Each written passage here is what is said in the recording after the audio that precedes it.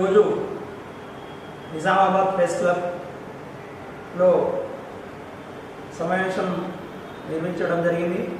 మరియు ముఖ్యంగా ఈ ప్రెస్ క్లబ్లో పాల్గొన్నటువంటి ప్రింట్ అండ్ ఎలక్ట్రానిక్ మీడియా సోదరులకి అందరికీ పేరు పేరున ధన్యవాదాలు, నమస్కారాలు తెలుపుతూ ముఖ్యంగా ఈరోజు ఈ సమావేశం ఏర్పరచడానికి కారణం ముఖ్యంగా నా పేరు బాలావత్ రాజు నాయక్, జిల్లా లంబాడా బంజారా సదర్ నాయక్. సదర్ నాయక్ అంటే లంబాడా బంజారాలు ఎవరైతే ఉమ్మడి రాష్ట్రంలో ఉన్నారో ఈ జిల్లా ఉమ్మడి నిజామాబాద్ ఉమ్మడి జిల్లాలో బంజారా లంబాడీలకి అన్ని తండాల నాయకుల పైన వాళ్ళకి సదర్ నాయక్ మా సాంప్రదాయపరంగా వంశపారపరం వస్తుంది మా గురుగారి నుంచి అప్పటి నుంచి. కాబట్టి జిల్లా బంజారా సదర్ నాయక్గా నా పేరు రాజు నాయక్. నేను ముఖ్యంగా ఈ రాష్ట్రంలో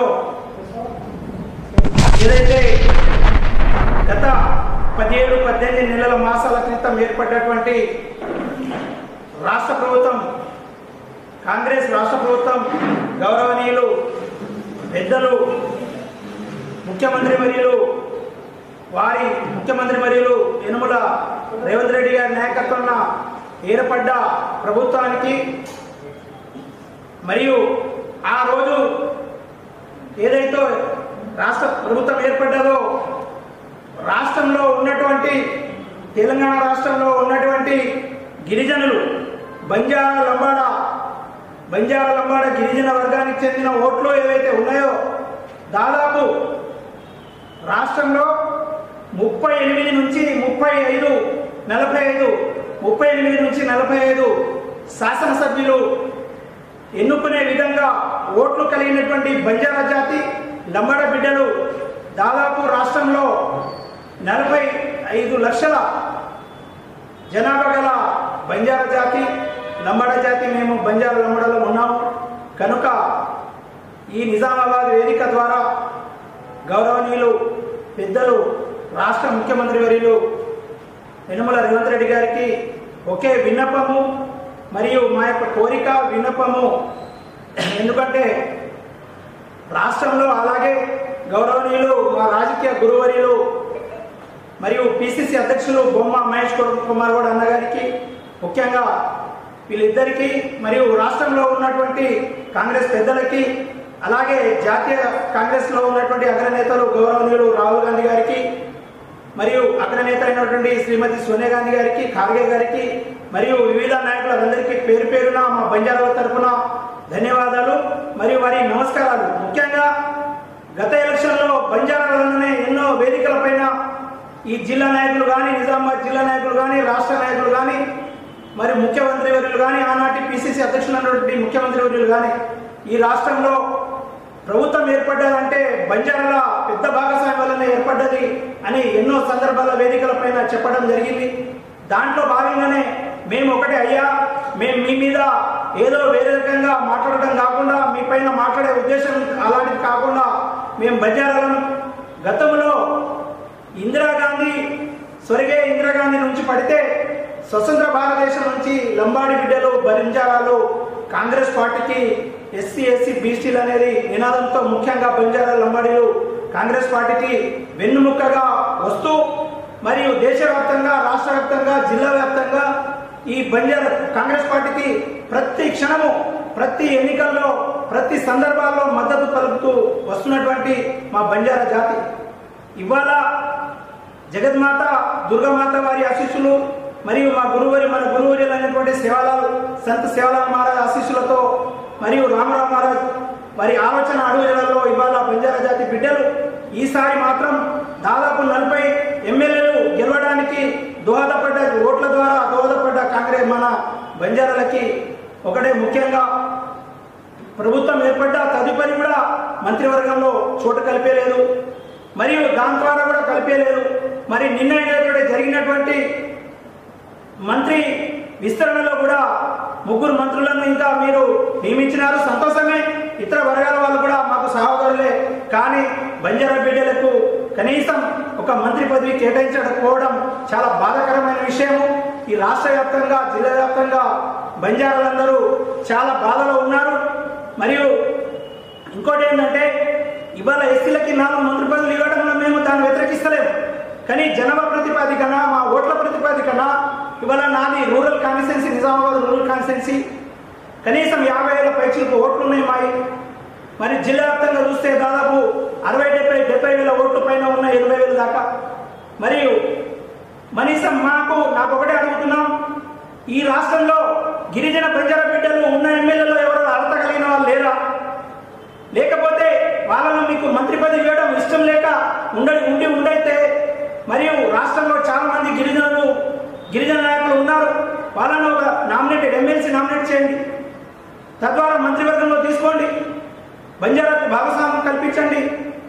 మరియు అన్ని విధాలుగా మాకు బంజారాలో మేము ఒకటే అడుగుతున్నాం, ఈ 75 సంవత్సరాల స్వతంత్ర భారతంలో దాదాపు మేము ఏ పార్టీ పరంగా మాట్లాడడం లేదు, మాకు ఏ పార్టీ ఉద్దేశం లేదు. మా జాతి బిడ్డగా మా బంజారా లంబాడ జాతి తరఫుననే మాట్లాడుతున్నాం తప్పితే మాకు ఏ పార్టీతో సంబంధం లేదు. నేను చాలా విద్యార్థి దశ నుంచి కాంగ్రెస్ పార్టీలో ఉన్నా, కాంగ్రెస్ పార్టీకి చాలా సేవలు చేయడమైనది. అయినప్పటికీ కూడా ఒక జాతి బిడ్డగా ఇప్పుడు గతంలో టీఆర్ఎస్ ప్రభుత్వం కూడా 10 సంవత్సరాలు మేలినప్పుడు అప్పుడు బంజారాలను మొత్తం ఓట్ల కోసం వాడుకున్నారు, కాంగ్రెస్ వాళ్ళు వాడుకుంటున్నారు, అందరు వాడుకుంటున్నారు. మరి మా దాంట్లో కూడా మా బంజారా సంఘాలు కానీ మా బంజారా సంఘాల సమావేశాలలో మేము మాట్లాడేటప్పుడు మా దాంట్లో కూడా యువకులు చాలా ఉన్నత స్థాయిలో చదువుకున్న వాళ్ళు ఉన్నారు, ఉన్నత స్థాయిలో ఉద్యోగాలు చేసే వాళ్ళు ఉన్నారు. కొంతమంది అమ్మ సేవల మారా రామరావు మారా దేవాలయం వాళ్ళు అడుగుతున్నారు, మీరు ఈ తెల్ల చొక్కాలు ఎదుగుని తిరుగుతున్నారే, మన జాతికి ఏ పార్టీ నాయకులు ఏమి ఇస్తున్నారు? మన జాతి వాళ్ళు ఎన్ని రోజులు ఇంకా జెండాలు మోయడం వలన ఓట్లు వేయడం వలన ఉండాలా అనే ప్రశ్నలు మాకు అడుగుతున్నారు మా జాతి పౌరులు కానీ బిడ్డలు కానీ. కనుక ఇప్పటికైనా మించిపోయింది లేదు, ఇంకా 3 మంత్రులు ఉన్నాయి. మరియు మీరు దీంట్లో దృష్టి పెట్టుకొని మాకు ఆశ ఉంది, ఖచ్చితంగా మా బంజారా బిడ్డలకు మంత్రి స్థానంలో మంచిగా కీలక పోస్టులో కేటాయించి మా బంజారాలు సేవలు కూడా మీరు వాడుకొని రాబోయే రోజుల్లో బంజారాలు ఎప్పటికూ కాంగ్రెస్ పార్టీకి రుణపడి ఉంటారు. ఆనాటి ఇందిరమ్మ స్వర్గీయ ఇందిరమ్మ నుంచి పడితే ఈనాటి రేవంత్ రెడ్డి గారి నాయకత్వంలో ఉన్న ప్రభుత్వం కూడా రాహుల్ గాంధీ గారి నాయకత్వంలో కూడా మద్దతు పలుకుతా వస్తున్నారు. ఇప్పుడు కూడా అలాగే ఇంకా మెజారిటీ పీపుల్స్ ఉంటారు. కనుక అలాగే ఇంకోటి, ఇవాళ బీజేపీ ప్రభుత్వం కేంద్రంలో ఉంది. మరియు అయ్యా ఈ జిల్లాకు ఉన్నటువంటి ఎంపీ గారు 2 పర్యాలు మీరు ఎంపీగా గెలిచినారు ఈ జిల్లా నుండి. దాంట్లో బంజారా బిడ్డలు మీకు 2 సార్లు ఓట్లు వేసినారు, అది మీరు గుర్తుంచుకోవాలా. కాబట్టి గౌరవనీయులైన ముఖ్యమంత్రి రాష్ట్ర ప్రభుత్వం అనేటువంటి మొన్న జరిగిన అసెంబ్లీ సమావేశాల్లో లంబాడి గోర్బోలి భాషను 8వ షెడ్యూల్లో చేర్చాలని వాళ్ళు యూనియన్బేస్గా అసెంబ్లీ నుంచి తీర్మానం కేంద్రానికి పంపించడం జరిగింది. మీరు చాలా గౌరవనీయులు రాష్ట్ర ముఖ్యమంత్రి గారు పంపించినారు.